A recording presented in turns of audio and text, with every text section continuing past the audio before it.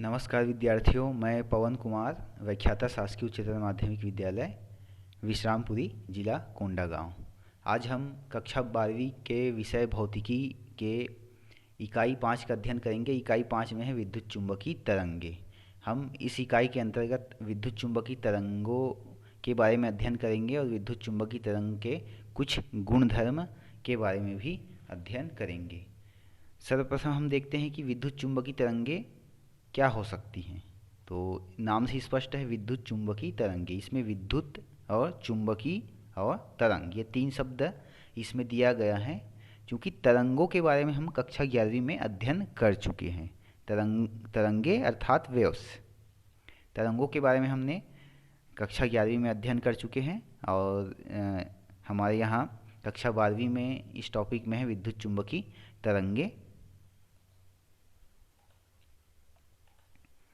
इसके लिए मैंने रूपरेखा बनाया है, ब्लूप्रिंट। कक्षा 12वीं विषय भौतिकी का ब्लूप्रिंट है और पाठ्यक्रम है तरंग क्या है उसके बारे में अध्ययन करेंगे। तरंग के प्रकार, विद्युत चुंबकीय तरंग, विद्युत चुंबकीय तरंगों के गुण और इनके कुछ संदर्भित ग्रंथ।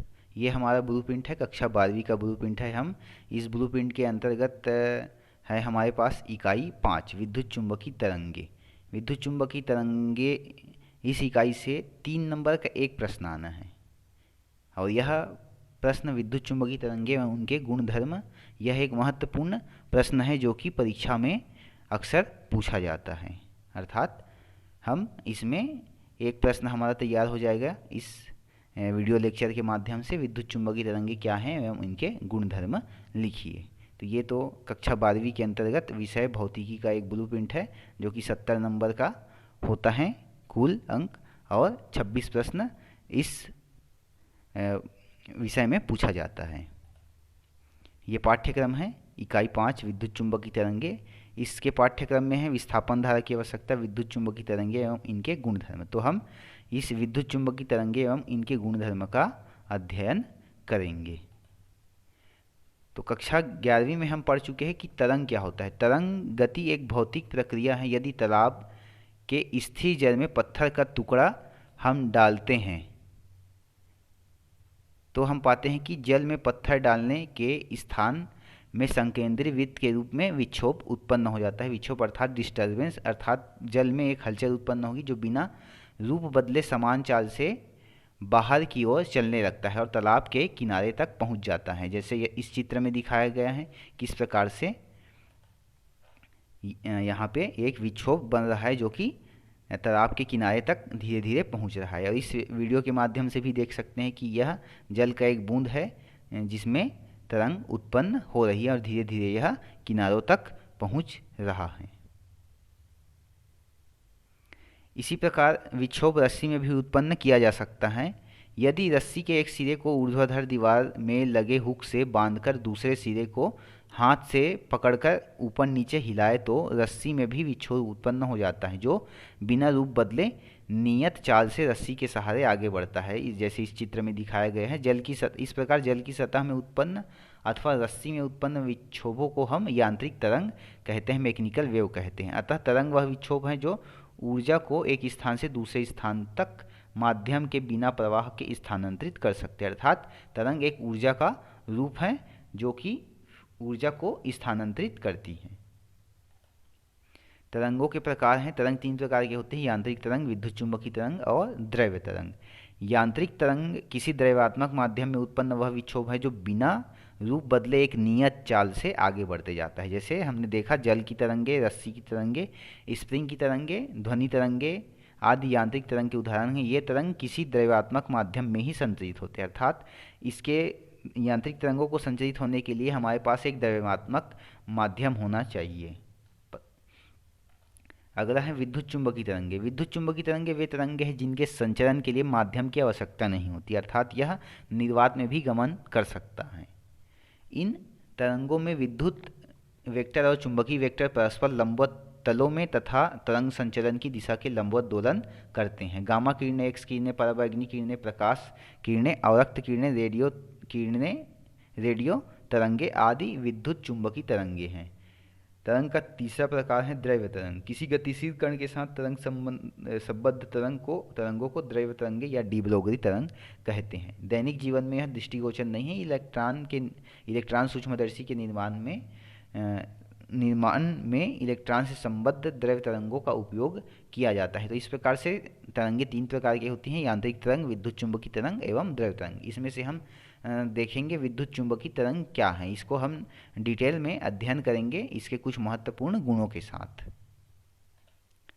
तो विद्युत चुंबकीय तरंगों में विद्युत क्षेत्र और चुंबकीय क्षेत्र एक दूसरे के लंबवत तरंग संचरण की दिशा के लंबवत समान आवृत्ति एवं समान कला में दोलन करता है। जैसे इस चित्र में दिखाया गया है किस प्रकार से विद्युत क्षेत्र और चुंबकीय क्षेत्र एक दूसरे के लंबवत तरंग संचरण की दिशा में गति करते जाता है। यहाँ पर नीले कलर का जो दिखाया गया है तरंग, यह विद्युत क्षेत्र है, और लाल कलर में जो दिखाया गया तरंग है यह चुंबकीय क्षेत्र है। और तरंग का संचरण दोनों क्षेत्रों के लंबवत तरंग संचरण की दिशा के लंबवत हो रहा है। परिभाषा है इसका: विद्युत चुंबकीय तरंगे उन तरंगों को कहते हैं जिसमें विद्युत क्षेत्र और चुंबकीय क्षेत्र एक दूसरे के लंबवत इस प्रकार ज्यावक्रित दोलन करते हैं कि ये दोलन तरंग संचरण की दिशा के लंबवत हों।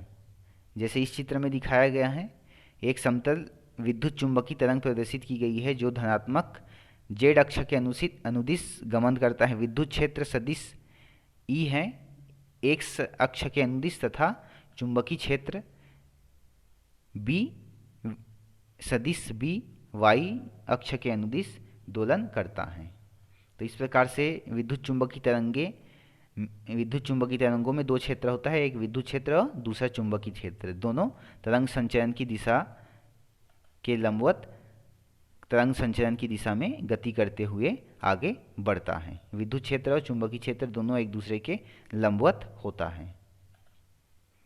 अब देखते हैं विद्युत चुंबकीय तरंगों के गुण। विद्युत चुंबकीय तरंगों के गुण है, सबसे पहला है विद्युत चुंबकीय तरंगे दोलनीय आवेश अथवा त्वरित आवेश के द्वारा उत्पन्न होती है। इन तरंगों के संचरण के लिए माध्यम की आवश्यकता नहीं होती, अर्थात यह निर्वात में भी गमन कर सकता है।